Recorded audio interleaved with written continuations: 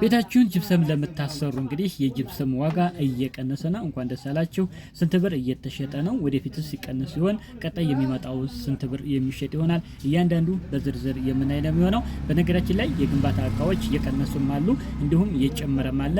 ምንስ ጨምሯል? ምን ቀንሷል? ከዚህ ቪዲዮ ላይ እያንዳንዱ በዝርዝር የምናይ ነው የሚሆነው። እስከ ቪዲዮ ፍጻሜ አብራችሁ ይቆዩ። አሰላሙ አለይኩም ወራህመቱላሂ ወበረካቱሁ። ሰላም እንደት ናችሁ? ውድ የቻናሌ ቤተሰቦች ሁሉ ሰላም ሁሉ መልካም ከኔ ጋር አልሐምዱሊላህ ሁሉ ሰላም ነው።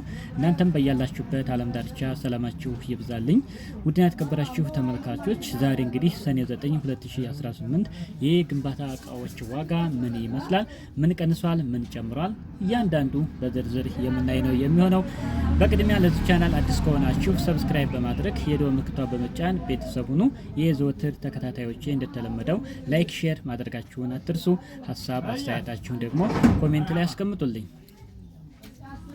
ውድ ተመልካቾች እንግዲህ በቅድሚያ ከሲሚንቶ የምንጀምር ይሆናል። ሲሚንቶ እንግዲህ አሁናዊ ዋጋው እጅግ በጣም ጨምሯል ማለት ነው። ቀንሶ እንግዲህ እስከ 2200 ደርሶ ነበር፣ ከ2900 ከ3000 ማለት ነው በቀጥታ። አሁን ደግሞ በ3 በአራት ቀን ውስጥ እንግዲህ 2700 ብር ገብቷል ማለት ነው። ያ ማለት ከ2200 በቀጥታ ወደ 2700 ብር ከፍ ብሏል። ያ ማለት ናሽናል ሲሚንቶ ማለት ነው። ስለዚህ ውድ ተመልካቾች እንግዲህ እንደቀነሰ ላሰራችሁ ማሻአላህ። እንዲሁም ደግሞ ያው ከዛም በታች ይቀንሳል ተብሎ ነበር የታሰበው፣ ድንገት ደግሞ ታይታሰብ ከፍ ብሏል ማለት ነው። እንግዲህ ሀገራችን የዋጋ ሁኔታ እንግዲህ እጅግ በጣም ቀነሰ ስንለው ይጨምራል፣ ጨመረ ስንል ይቀንሳል፣ እየተጨበጠ አይደለም ማለት ነው። ለማንኛውም የሲሚንቶ ዋጋ እንግዲህ አሁናዊ ዋጋው 2700 ብር እየተሸጠ ይገኛል ማለት ነው። ስለዚህ ውድ ተመልካቾች እንግዲህ ምክንያቱ ምንድነው? ከናሽናል ሲሚንቶ ውጭ ያሉት ሌሎች ፋብሪካዎች ስራ አቁመዋል፣ ምርት የለም። ለዛም ነው የጨመረው ነው እንግዲህ የሚባለው። እንግዲህ እርግጠኛ ምን እንደሆነ አይታወቅም። ኢንሻአላህ ያም ሆነ እንግዲህ እቃዎች ሲቀንሱ ደግሞ መረጃ የምሰጣችሁ ይሆናል ማለት ነው። ነገር ግን አሁን ዋጋው ሲሚንቶ ይህንን ይመስላል ማለት ነው። በቀጣይ የሚሆነው እንግዲህ ወደ ጅብሰም የምንሄድ ይሆናል። እንግዲህ ጅብሰም እስከ 800 ብር ገብቶ ነበር እንግዲህ ናይል ጅብሰም ማለት ነው። አሁን ቀንሷል። ባለፈው ሰራሁላችሁ ቪዲዮ ላይ እንግዲህ 750 ብር እየተሸጠ ነበር። አሁን በቀጣይ ደግሞ የመጣው 100 ብር ቀንሶ 650 ብር እየተሸጠ ይገኛል ማለት ነው። ናይል ጅብሰም ማለት ነው። ውድ ተመልካቾች እንግዲህ አሁን ቀጣይ ላይ የሚመጣው ደግሞ እስከ 600 እና ከዛ በታች የሚሸጥ ይሆናል ብለን ተስፋ እናደርጋለን ኢንሻአላህ። ስለዚህ ጅብሰም እየቀነሰ ነው። ብዙዎቻችሁ እንግዲህ ጅብሰም ለምታሰሩ እየጠበቃችሁ ያላችሁ አሁንም አንድ ዙር በተጠብቁት ባይ ነኝ ማለት ነው።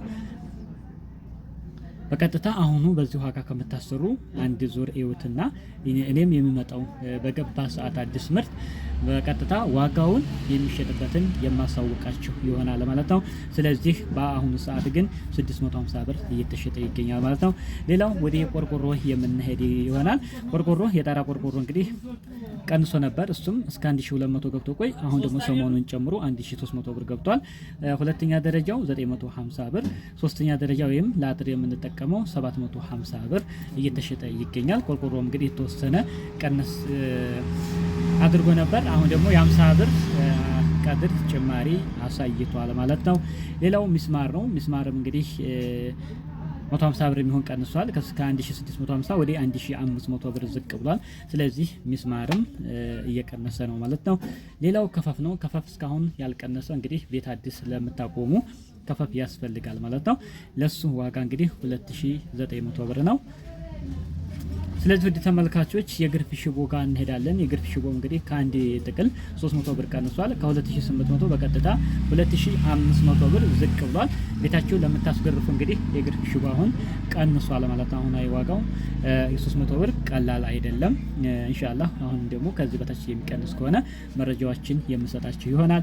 ወደ መብራት ገመድ ስንመጣ ደግሞ እሱም የተወሰነ 100 ብር ቀንሷል። 1.5 ከ2200 ወደ 2100 ዝቅ ብሎ የተሸጠ ነው። 2.5 ከ3200 ወደ 3100 ብር።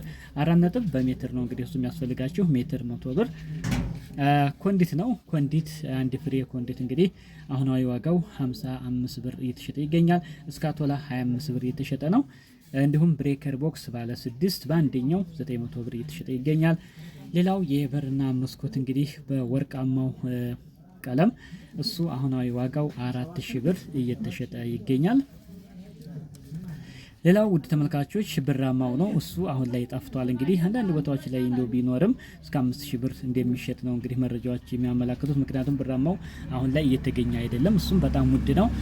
ፈለጋችሁበትን ቦታ ስለማታገኙት እሱም የማይገኝበት ምክንያት ዋጋው በጣም ስለጨመረ ሰው አይደፍረውም ብሎ ስለሚታሰብ ነው።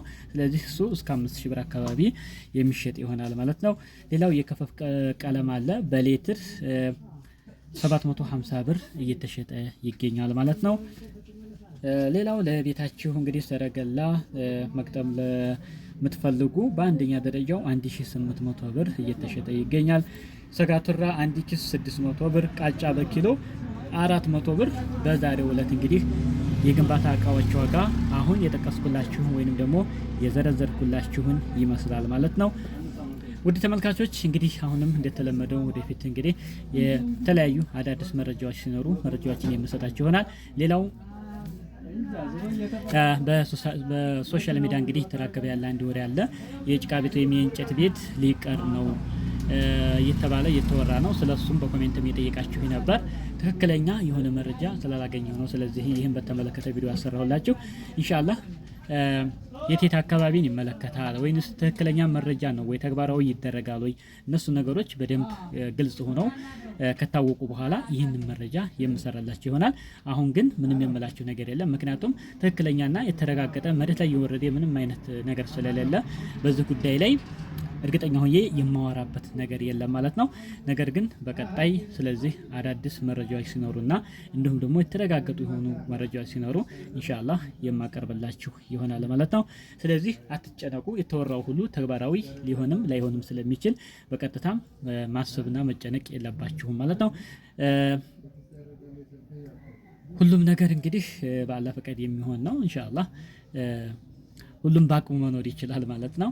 ስለዚህ ያላቅማችን ደግሞ በእርግጥ ዋጋዎች የተቀራረቡ ናቸው የብሎኬትና የእንጨት ቤት። ሆኖም ግን የተሰሩ ቤቶች አሉ፣ ገና ወደፊት ደግሞ የታቀዱ ስራዎች አሉ። እነዚህ ነገሮችን ጥያቄ ውስጥ የገቡ መሆን ስላለባቸው መረጋጋት ይኖርባቸዋል ማለት ነው። ውድ ተመልካቾች ለዛሬ ያስኩላችሁ መረጃ ይሄን ይመስላል። ቪዲዮ ላይክ አድርጉልኝ። ለቻናሉ አዲስ ከሆናችሁ ሰብስክራይብ ማድረጋችሁን አትርሱ። ሀሳብ አስተያየታችሁን ኮሜንት ላይ ያስቀምጡልኝ። በሌላ አስተማሪና ቁም ነገር አዘል ባለው ቪዲዮ እስከምንገናኝ በያላችሁበት ሰላማችሁ ይብዛልኝ። ቪዲዮ ላይክ አድርጉልኝ። እንዲሁም ደግሞ በተለይ ሰብስክራይብ ያላደረጋችሁ ይሄን ቻናል ሰብስክራይብ ብታደርጉ እጅግ በጣም ትጠቀሙበታላችሁ። አሪፍ መረጃዎችን ወቅቱን የጠበቀና ጠቃሚ የሆኑ ቪዲዮዎችን ትመለከቱበታላችሁ።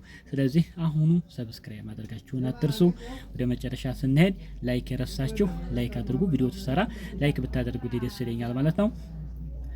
ምክንያቱም ለሌሎችም እንዲደርስ ስለሚሆን ማለት ነው። የእናንተ ላይክ ማድረግ ለእኔ እጅግ በጣም ጠቃሜታ አለው ማለት ነው። ለማንኛውም እያላችሁበት ሰላማችሁ ይብዛልኝ። ወሰላሙ አለይኩም ወራህመቱላህ ወበረካቱ።